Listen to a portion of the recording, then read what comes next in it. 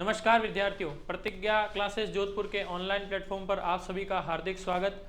आज अपन बात करेंगे एनिमल हस्बेंड्री की, पशुपालन की। पशुपालन में विगत जो आपके पिछले जो प्रश्न पत्र हैं जो आगरे एग्रीकल्चर सुपरवाइजर के हो रखे हैं, उनमें किस टॉपिक से कितने सवाल पूछे गए हैं और कौन सा टॉपिक आपके लिए इम्पोर्टेंट बनता है जिससे बार बार आपके सवाल आ रहे हैं, बार बार अधिक से अधिक सवाल आ रहे हैं। तो इस प्रकार क्या करोगे, इस जानकारी से आप क्या करोगे, आपकी जो तैयारी है उसे मजबूत करोगे। अभी जो आपने तैयारी करी है उसमें अब क्या करोगे, जिनसे ज़्यादा प्रश्न आ रहे हैं उन टॉपिक्स को क्या करोगे, ज़्यादा से ज़्यादा आप क्या करोगे, क्लियर करोगे, है ना। तो चलिए क्या करते हैं, आज की वीडियो की शुरुआत करते हैं। ये जो क्लास है 4 फरवरी एग्रीकल्चर सुपरवाइजर होने वाले जो एग्ज़ाम है उसके आपके लिए, उसके लिए क्या रहेगी, बहुत ही महत्वपूर्ण रहने वाली है। तो पूरा वीडियो देखना जरूरी है। तो चलिए बात करते हैं देखो पशुपालन के टॉपिक्स की। तो अगर देखो मैं बात करूं तो मैं आपके सामने देखो 2021, 2018, 2015, 2013 और 2012 के क्या लेकर आया हूं, पेपर पैटर्न लेकर आया हूं, जिनके अंदर आपके क्या आ रखी है, एनिमल हस्बेंड्री आ रखी है ना।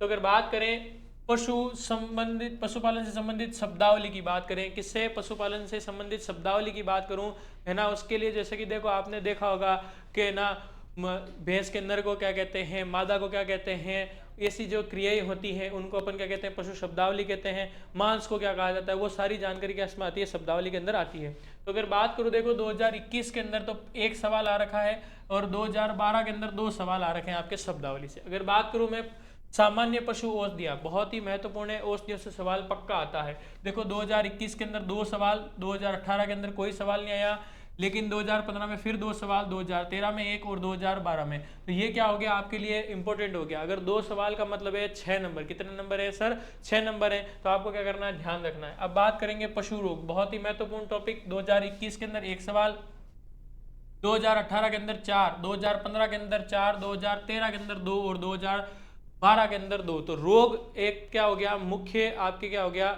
टॉपिक हो गया। अगर बात करें आपके अनुसंधान संस्थान, जितने भी अनुसंधान संस्थान है, प्रतिवर्ष एक सवाल जरूर आता है और मोस्टली कौन सा आता है, CSWRI, है ना, सेंट्रल वूल रिसर्च इंस्टीट्यूट कहाँ पर स्थित है, sheep and wool research institute कहाँ पर स्थित है ना, आपको पता ही है कहाँ पर है, मालपुरा टोंक के अंदर है। चलिए बात करते हैं अनुसंधानों में से। तो देखो एक सवाल यहाँ पर, 2 सवाल 18 के अंदर, 15 में कोई सवाल नहीं आया, लेकिन 2013 के अंदर 1 और 2012 के अंदर फिर से कोई नहीं आया। लेकिन अभी जो लगातार जो प्रश्न पत्र हमने देखे हैं उनके अंदर सवाल आ रहा है। तो अनुसंधान संस्थान जितनी भी योजनाएं वगैरह है वो सारी याद करनी है। चलिए बात करते हैं दुग्ध विज्ञान। अब अपन को पता है पशुपालन से अपन को क्या प्राप्त होता है, दूध प्राप्त होता है। और दूध की बात करें तो दूध विज्ञान में केवल दूध ही नहीं है, दूध से बनने वाले उत्पाद, है ना, और दूध निकालने की विधियां वगैरह और भी बहुत सारे टॉपिक है, बर्तन धोने की विधियां। अगर आपको बात करूं, केमिस्ट्री है आपकी 12th की केमिस्ट्री का आपका 12वां चैप्टर, आपको इस दृष्टि से जरूर पढ़ना है। बहुत सारे सवाल आते हैं, जैसा कि देखो अगर बात करें 2021 के अंदर 3 सवाल, 2018 के अंदर 15 सवाल, 2015 के अंदर 1 वापस और 2013 में 5 वापस, है ना। तो इस प्रकार क्या हो गया, 2012 के अंदर 1। तो ये बहुत ही ज़्यादा इंपॉर्टेंट है आपके 12th की केमिस्ट्री का 12वां चैप्टर।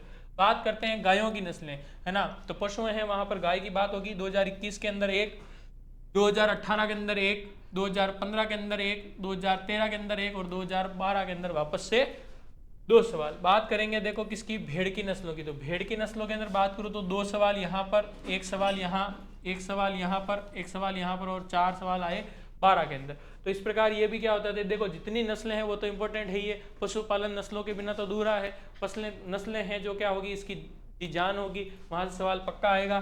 बकरी की बात करूँ तो बकरी के अंदर देखो 2 सवाल यहाँ पर, 1 सवाल यहाँ पर, यहाँ पर कोई सवाल नहीं, लेकिन 13 के अंदर 1 और वापस 1। तो 1 या 2 सवाल पक्का है।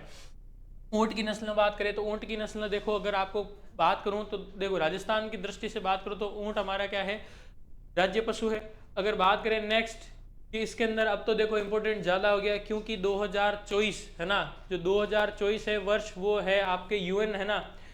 यूएन ने क्या करा है, इसे डिक्लेयर करा है इंटरनेशनल ईयर ऑफ कैमेलिड्स। ये चीज़ आपको याद रखनी है। तो इस प्रकार क्या हो गया, अब 2024 के अंदर सबसे ज़्यादा सवाल जो अगर नस्लों में आने से महत्वपूर्ण बनेंगे तो कहाँ से बनेंगे, आपके ऊंट से बनते हैं, क्योंकि ऊंट का पूरा वर्ष जो है 2024 ऊंट को संरक्षण के लिए, ऊंट को बढ़ावा देने के लिए, ऊंट की नस्लों को बढ़ाने के लिए दिया जाएगा, है ना। तो वहां से जुड़े हुए आपको सवाल आने हैं। तो देखो 2021 के अंदर एक, 2018 के अंदर एक, 2015 के अंदर एक कोई नहीं आया, लेकिन 2013 के अंदर एक और 2012 के अंदर आया हुआ है ना। तो आपको क्या करना है सर, आप कुछ पढ़ना है।